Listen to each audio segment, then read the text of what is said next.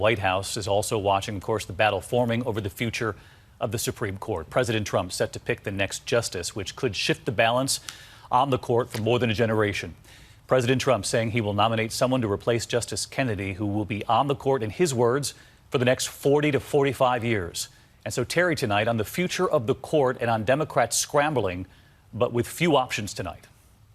President Trump is on the brink of reshaping the Supreme Court for generations with his choice to replace Justice Anthony Kennedy. We have to pick one that's going to be there for 40 years, 45 years. The president says he'll choose from a list of 25 candidates he began compiling in 2016. High on the short list, Judge Thomas Hardiman of Pittsburgh, 52, a strong gun rights supporter. He was said to be runner-up last year when Trump picked Neil Gorsuch. Judge Brett Kavanaugh of Washington, D.C., also 52, and like Gorsuch, also a former clerk to Justice Kennedy. He worked in the George W. Bush White House. And Judge Amy Coney Barrett of Chicago, 46, a former clerk to the late Justice Antonin Scalia. She's criticized Roe v. Wade and is a mom of 7 children, including a special needs child and 2 children adopted from Haiti. Democrats, outnumbered, are already trying to stop any vote, echoing the argument Republicans used when they blocked President Obama's nominee Merrick Garland in an election year. Senator Tammy Duckworth of Illinois tweeting, "The American people should have a voice in the selection of their next Supreme Court justice." But there's a big difference. Republicans had the votes to block Garland. Democrats are in the minority now. We will vote to confirm Justice Kennedy's successor this fall.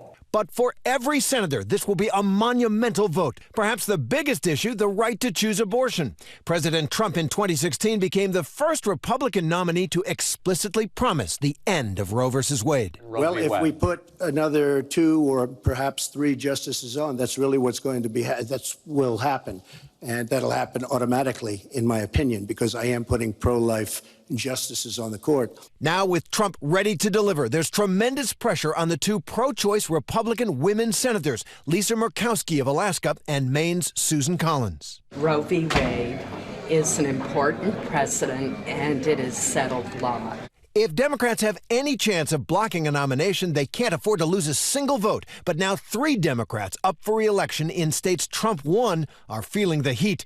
They all voted to confirm Neil Gorsuch, but that didn't stop the president from attacking one of them, North Dakota's Heidi Heitkamp, in her own backyard last night. Heidi will vote no to any pick we make for the Supreme Court. So let's bring back in Terry Moran from the White House. And Terry, with the president's second nomination to the court now, less than 2 years into his presidency, this court will likely soon leave solidly conservative. And the president's potential picks, Terry, as we looked at the list today, they're all relatively young.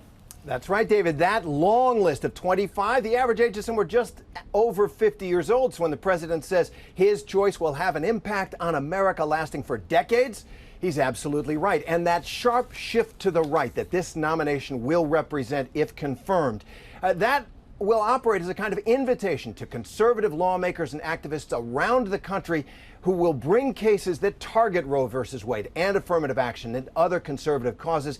In a way, this court later this year will be open for business for conservatives. All right, Terry Moran at the White House. Terry, thank you.